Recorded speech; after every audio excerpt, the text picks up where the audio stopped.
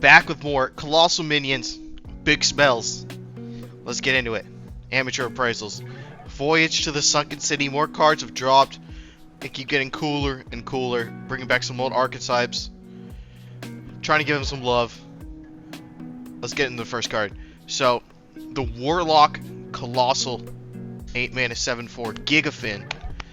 Devour all enemy minions. Gigafin's Maw to 4/7 with taunt. Permanently destroy all minions inside Gigafin. The art for these colossals are insane. Murloc tag. We've already got one Murloc support in the expansion that you can dredge at the bottom of your deck for this. Boom. Drop it on the board. Grab all your opponent's minions. They gotta attack into the taunt. And then if you kill the taunt, all their minions are gone. And you gotta kill the head behind the taunt first to clear it, which is just a cool control card. It's expensive because unlike the counter minion counter spell card, Blade Master, it still sets off death rattles. It's not a silence. Warlocks could drop this Gigafin next turn, Siphon Soul, Gigafin's Maw, and Wild. You can Grimoire Sacrifice it and just permanently kill it. I don't think that'll be super viable killing it on your own, but very cool. I hope we see a lot more Warlock minions. Make the archetype going. Our next colossal Mage Mech is back, baby. Gaia the Tectonic. Colossal +2, 8 mana 5/7. After a friendly mech attacks, deal 1 damage to all enemies. The 2 appendages is drills. Pierce the heavens. Who the hell do you think Gaia is? 2/3 rushes with mech. So these immediately hit the field. Bop into the other enemy minions. AoE. And this, we already see another mage mech, but you can do other mechs. So I really want to see more support for this. This looks super cool. I love the art. This will be a strange mages, like, they used 8 mana minions back when Luna's Pocket Galaxy was a thing. This maybe you can see played wild in like a Reno LPG deck.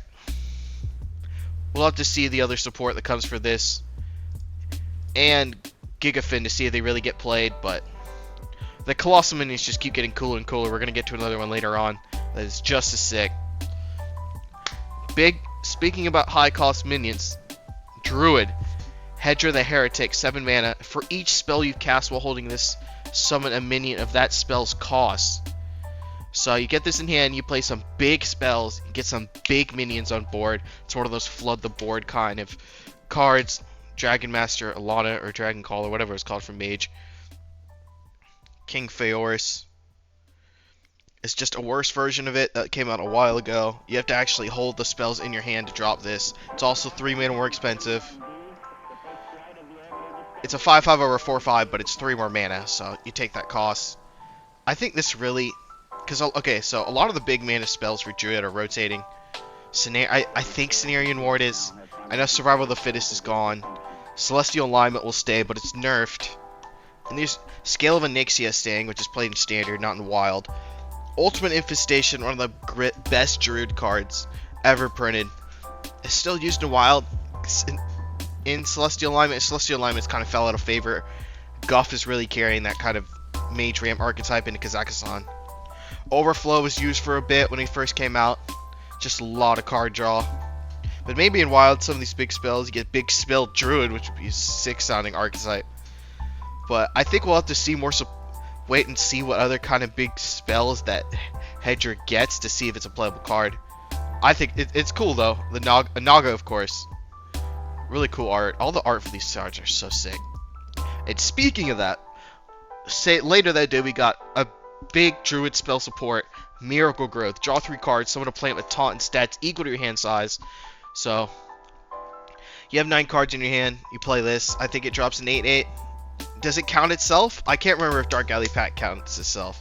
But if it does count itself, boom, 9 cards in your hand, you drop this, 9/9 with taunt. And draw 3, tempo and card draw. Druid loves that. We'll have to see what kind of ramp it gets, because Overgrow and Lightning Bloom are both rotating. So we'll have to see what kind of new mana ramp Druid gets. It always gets some kind of mana ramp in one of the expansions. Here's the token Kelp Creeper, really cool. And so, some synergy with this, Lady Anaconda is part of that Celestial Alignment Shell core. So you drop this, you set each player to 0 mana crystals, and all cards cost 1 again. Oh, my bad. Let me just go back to that real quick. Yeah, so everything sets to 1, and then you drop Lady Anaconda, and then you can germinate it to summon a second copy, and then which is a nature spell, so it costs 1. And since Lady Anaconda is reducing the spells, it's 0, nourish, you gain mana crystals. And then you can Miracle Growth, draw 3 more cards. It's of course going to cost 0 because it's a nature spell. And then you kind of just keep shooting out cards at big minions while your opponent is stuck on 1 mana because they don't have these tools. Unless you're playing like a Shaman or in the Druid Mirror match. So that was a big deck that's popular for a while until Celestial Alignment got nerfed from 7 to 8 mana. And so it was kind of harder to get it out on curve, and then aggro had a better time just hitting you over and over. But really cool card. Bog Creeper, Kelp Creeper. I forgot the other Creeper card. But, oh man. Next, speaking of, oh man. Nelly the Great Thresher. Warrior, 7 mana, 5/5. Colossal +1. Battlecry, discover 3 pirates to crew Nelly's ship. And then here's Nelly's pirate ship. 2 mana, or 2 attack, 6 health taunt. Death Rattle, add Nelly's pirate crew to your hand. They cost 1. So, I know warriors, whenever they get pirate support, it's like the end of the world. But I don't think this, in Wild, I don't think this is going to see play in aggro. Like, of course, you can play that and get like a Mr. Smite, boom, charge, super big finisher. So charge is you can attack the enemy face directly as opposed to rush, which is you can hit the minions, but right when they get summoned, but you can't hit the enemy face. Charge kind of evolved into rush over time. They didn't see charge as a great mechanic from stuff like Leroy Jenkins, and then like Shadow Stepping Boars and old Quest Rogue where you turn everything into a 5/5. But like with this, in Standard, some of the pirates are rotating. And then, of course, unlike Wild, there's a much smaller pool of pirates that haven't rotated. So you have a greater chance of grabbing Mr. Smite. I'm sure we've already got some more pirates this expansion so far. I'm sure they're going to add more. It's going to kind of dilute the pool. So it'll make it harder to grab Mr. Smite. But I don't think this is going to see play in aggro Pirate Warrior, especially not in Wild. It's way too slow in that kind of Wild deck. Maybe there's a new like Control Pirate Warrior shell. This is kind of like a mid-range control tool. I love the art. I love that it's like Nelly's pirate crew. Like Nelly just, you know, on this little bullshit stuff, just going around with his own pirate crew or her. But it's super cool card. I apologize for the white background. I literally grabbed this image this minute the card was revealed last night. Super cool.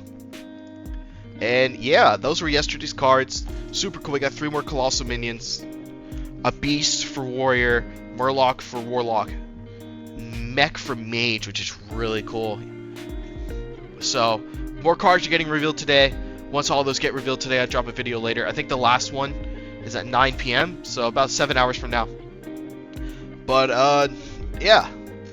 These cards are sick. Hearthstone rocks. Voyage to the Sunken City. Let's get it.